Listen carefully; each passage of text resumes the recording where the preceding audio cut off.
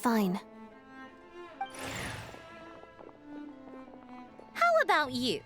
Any new developments? Not really. Same as ever. Growing opposition to Project Stuja, and the usual rebuttals are starting to ring hollow. The results of the mock vote were pretty dire. Pulcinella was fuming. I've never seen the old man so angry. That's not good news.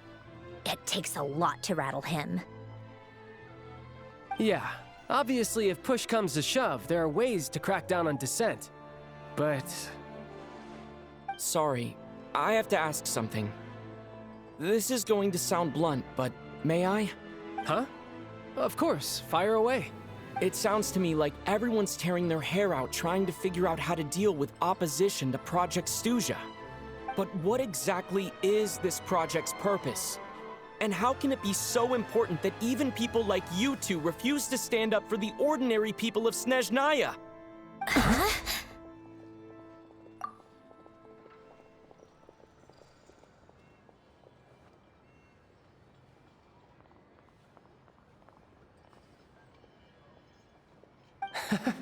Interesting. I gotta hand it to you, comrade. You sure don't mince your words. Excuse him? What does he mean, refuse to stand up for ordinary people? Oh my gosh. How does he dare speak to the Harbingers like that? Are you interrogating us now? It's okay, Sandrone. Let me explain. I think I understand where he's coming from. If I could, I'd take your side right now. In fact, my position's very similar to yours. I've only held back on casting a dissenting vote in the Vecha because the Tsaritsa would never let me get away with it. Still, I have a responsibility to the Fatui armed forces, so I do what I can to make their voices heard. Most of them are just regular folks from small towns far from the capital. I'm sure you've seen how much those kinds of places are struggling right now. Oh, and for what it's worth, I'm from Arepasak myself. Things aren't going so swell there either. The Tsaritsa wants to create a better, safer future for the people of Snezhnaya, but she's thinking long-term. I don't doubt that from where you're standing, Project Stuja seems to be creating all sorts of issues for everyone. But considering the Tsaritsa's vision for the future, these are sacrifices worth making. Sounds cold, I know, but I promise it's not as black and white as it seems. Maybe Sandrone and I can't oppose Project Stuja outright, but we're constantly raising our concerns in Vecha meetings. And even though we can't put an end to it, there are plenty of other ways to make a difference. We're trying everything we can think of, and so is Pulcinella. I respect Her Majesty, the Tsaritsa, and trust her decisions. But at the end of the day, I'm still just a normal guy who cares deeply about my homeland. And my family, who all live here. There's no way I would ever abandon them. As contentious as things can get within the Vecha, there's no selfishness or malice behind it. Everyone wants to get through this period as smoothly as possible. The issue is that there's no way of pleasing everyone under the present circumstances. Most of the time, we're trying to decide on the lesser of two evils, which obviously isn't a great look. But that is not the same thing as being blindly loyal to the Tsaritsa. No one's got their head in the sand here. We're all well aware of the way things are. We're just doing our best to make it work. In fairness to Sandrone, she rushed to Svietlo Lidovka's aid the moment she heard that people were in danger. And even Tartaglia, who used to only care about the thrill of the fight, is clearly doing his best to rise to the demands of his new role as counselor. Hey, come on. There's only so much we can say, so don't press us too hard. Look, I know how untenable the Tsaritsa's position looks if you don't understand her motives. Maybe you've heard already, but she's currently leading her army on a campaign to the east to defeat the monster that's been causing these brutal blizzards. Striking that monster down will be a significant step in dealing with the present energy crisis. As laser-focused as she is on realizing her lifelong ambitions, she's still putting time and energy into taking down this powerful monster. To me, that says a lot. If she thought Snezhnaya and its people didn't matter in the grand scheme of things, why would she waste her time on something like this? Thanks. I meant every word I said, though.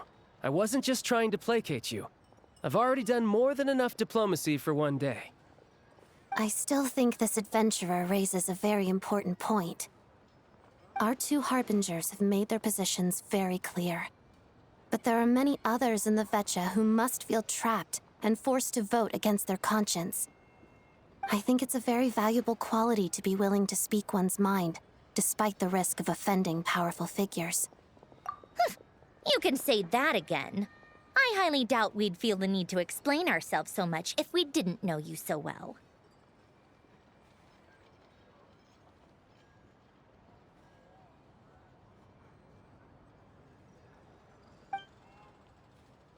Forgive me, adventurer, but might I be so bold as to ask about your background? How is it that you can converse so openly with two harbingers? Oh, haven't you been properly introduced?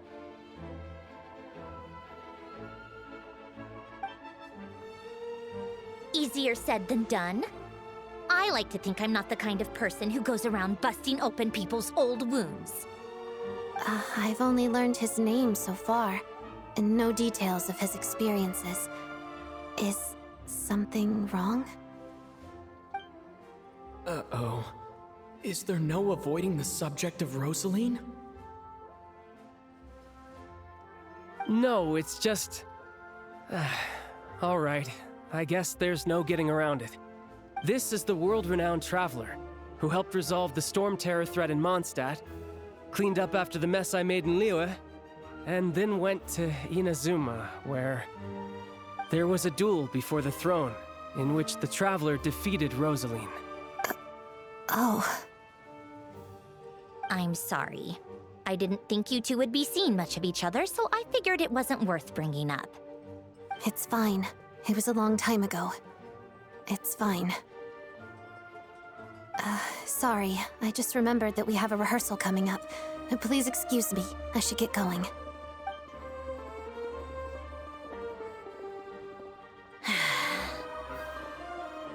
I've mentioned this to you before, remember? She was Rosaline's most valued subordinate.